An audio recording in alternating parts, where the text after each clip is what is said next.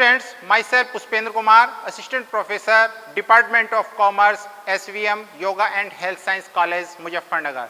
Dear students, आज मैं corporate accounting के इम्पोर्टेंट टॉपिक कंपनी और शेयर्स पर अपना लेक्चर दे रहा हूँ। फर्स्टली मैं आपको कंपनी के बारे में बताने जा रहा हूँ। प्रोफेसर हैने ने कंपनी को इस तरह से डिफाइन किया है, a company is an artificial person created by law having a separate entity with perpetual succession and a common seal। Company की कुछ विशेषताएं होती हैं, जैसे आर्टिफिशियल पर्सन यानी कि कंपनी एक इस तरीके का कृत्रिम व्यक्ति आर्टिफिशियल पर्सन है जिसको हम न तो देख सकते हैं और न हम उसको सुन सकते हैं न छू सकते हैं। इस वजह से हम कंपनी को आर्टिफिशियल पर्सन कहते हैं। Second, created by law, company जिस समय बनाई जाती है प्रचलित जो कानून होते हैं, जो लॉ होते हैं, उनका पालन किया जाता है, उन्हीं के अकॉर्डिंग कंपनी को बनाया जाता है। सेपरेट एंटिटी, जिस समय कंपनी बनाई जाती है उसके मेंबर्स होते हैं, कंपनी की जो लायबिलिटीज़ हैं और मेंबर्स की जो लायबिलिटीज़ हैं दोनों की सेपरेट होती हैं। न तो मेंबर्स के आने जाने से कंपनी पे कोई इफ़ेक्ट पड़ता है, इस वजह से हम कहते हैं कि कंपनी की जो सेपरेट एंटिटी होती है। फोर्थ, कॉमन सील, कंपनी की जो पहचान होती है उसकी एक सील से होती है यानी कि मोहर से होती है। जहाँ कहीं भी हम कंपनी की सील लगी होती है हम ये मान करके चलते हैं कि वो कार्य कंपनी द्वारा किया गया है। जहाँ पर इस सील के आधार पर ही कंपनी दूसरे पार्टी पर और दूसरी पार्टी कंपनी के ऊपर अपना मुकदमा चला सकती है, कार्यवाही कर सकती है। Type of company on the basis of member, company सदस्यों के आधार पर मुख्यतः 3 टाइप की होती है। First, private company. Private company हम किसे कहते हैं? प्राइवेट कंपनी में 3 विशेषताएं होती हैं। First, restrict the right to transfer its share, company private company के जो शेयर्स होते हैं उनको ट्रांसफ़र नहीं किया जा सकता, उनके ट्रांसफ़र करने के राइट्स पर प्रोहिबिटेड होते हैं। सेकंड, मैक्सिमम 200 मेंबर्स, जो प्राइवेट कंपनी होती है उसमें मैक्सिमम 200 मेंबर्स होते हैं, एक्सेप्ट ओनली 1 पर्सन कंपनी। ये जो कंपनी एक्ट 2013 आया है उसमें एक नई कॉन्सेप्ट आया है 1 पर्सन कंपनी। 1 पर्सन कंपनी में केवल एक मेंबर होता है, इस वजह से 1 पर्सन कंपनी को छोड़ करके जितनी भी अदर प्राइवेट कंपनी होती है मैक्सिमम 200 मेंबर्स होते हैं। Third, prohibit any invitation to public, जो प्राइवेट कंपनी है ये पब्लिक को शेयर्स परचेज करने के लिए इनवाइट नहीं करती हैं। बी, 1 पर्सन कंपनी, जैसे कि मैंने अभी बताया है कंपनी एक्ट 2013 में फर्स्ट टाइम 1 मेंबर कंपनी आई है। इसमें मैक्सिमम और मिनिमम दोनों कंडीशन में 1 मेंबर होता है। Third, public company. Public company वो कंपनी होती है जो कि प्राइवेट कंपनी नहीं है, it is not private company. Second, minimum paid up share capital 5 lakh, जिसकी जो पेड अप शेयर कैपिटल है, जो चुकता अंश पूंजी है वो कम से कम 5 लाख और such higher paid up capital में बी सब्सक्राइब्ड। अब मैं आपको शेयर्स के बारे में बताने जा रहा हूं। What is share?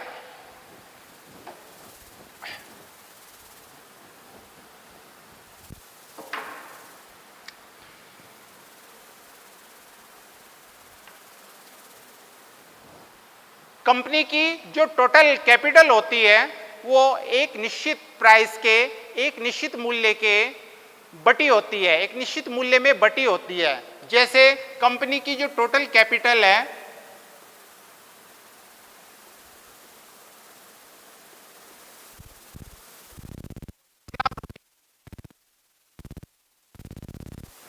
और कंपनी का जो शेयर है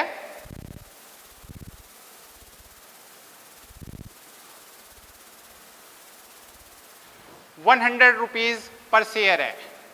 तो नाउ नंबर ऑफ शेयर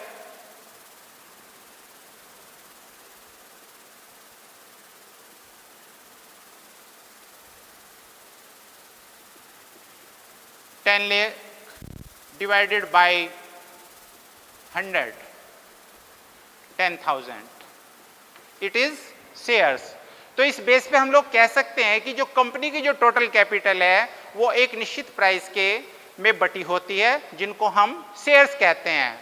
और जो व्यक्ति कंपनी के शेयर्स परचेज करते हैं उनको हम शेयर होल्डर कहते हैं। Share holder. अब मैं आपसे बताना चाहूंगा कि शेयर होल्डर को शेयर परचेज करने से क्या लाभ होता है, क्यों शेयर होल्डर शेयर परचेज करते हैं। जब भी कंपनी को हर साल प्रॉफिट होता है तो उस प्रॉफिट का कुछ पार्ट वो अपने शेयर होल्डर को हर साल देती है, जिसको हम सामान्य लैंग्वेज में डिविडेंड यानी कि लाभांश कहते हैं। तो इस तरीके से एक तरीके से जो शेयर होल्डर है उसको रेगुलरली इनकम के रूप में डिविडेंड मिलता रहता है, इस कारण उसको शेयर्स परचेज करता है वह। Type of share.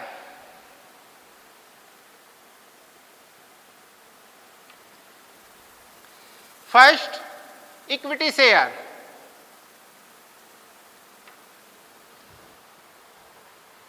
Equity share यानी कि समता अंश, इनको हम साधारण अंश भी बोलते हैं। इक्विटी शेयर वो शेयर होते हैं जिनको कंपनी के, यदि कंपनी समाप्त होती है, लिक्विडेशन में जाती है, तो अपनी कैपिटल प्राप्त करने का अधिकार नहीं होता, और यदि कंपनी को प्रॉफिट होता है तो उनको डिविडेंड लेने का फर्स्टली अधिकार नहीं होता। ऐसे शेयर्स को हम इक्विटी शेयर कहते हैं। Second, preference share.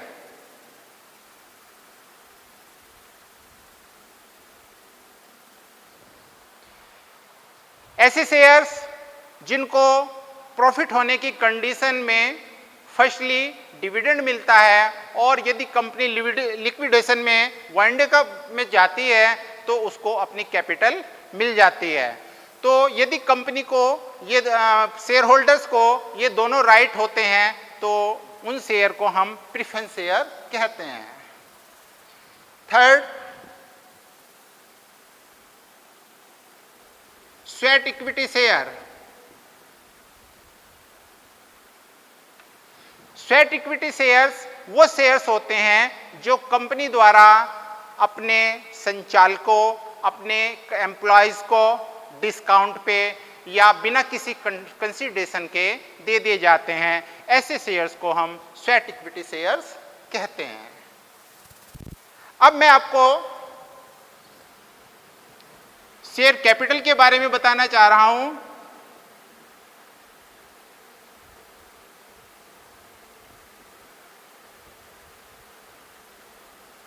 First, authorised share capital.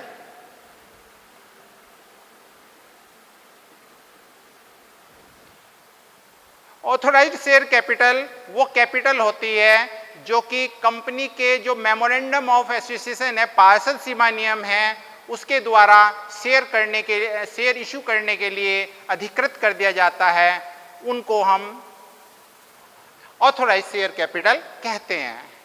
इसको हम सामान्य शब्दों में जनरल लैंग्वेज में ऐसे भी समझा सकते हैं कि मैक्सिमम शेयर्स की वो लिमिट जहां तक कंपनी अपने शेयर इशू कर सकती है उसे ऑथोराइज्ड शेयर कैपिटल कहते हैं। सेकंड,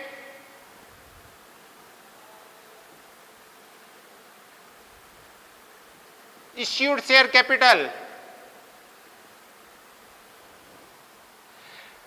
कंपनी अपनी आवश्यकता अनुसार, अपनी नीड के अनुसार शेयर इशू करती है, ठीक है। कुल शेयर्स में से कंपनी द्वारा पब्लिक को जितने शेयर्स परचेज करने के लिए इनवाइट किया जाता है उसको हम इश्यूड शेयर कैपिटल कहते हैं।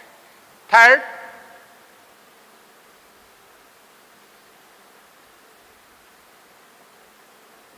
सब्सक्राइब्ड शेयर कैपिटल,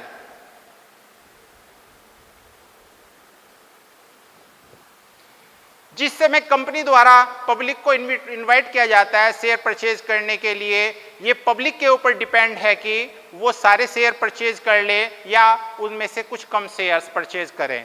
पब्लिक के द्वारा जितने शेयर्स परचेज कर ले जाते हैं, परचेज किए गए शेयर कैपिटल को हम सब्सक्राइब्ड शेयर कैपिटल के नाम से जानते हैं। Fourth, called up share capital,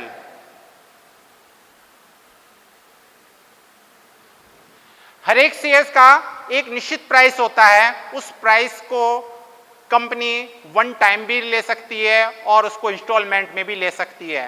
company द्वारा जितना डिमांड की जाती है, डिमांड की गई शेयर कैपिटल को हम कॉल्ड अप शेयर कैपिटल के नाम से जानते हैं। Fifth,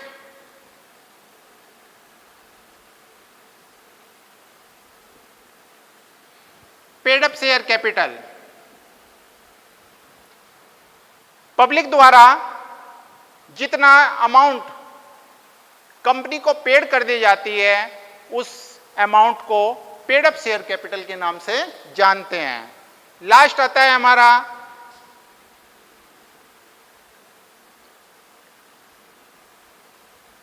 reserve capital,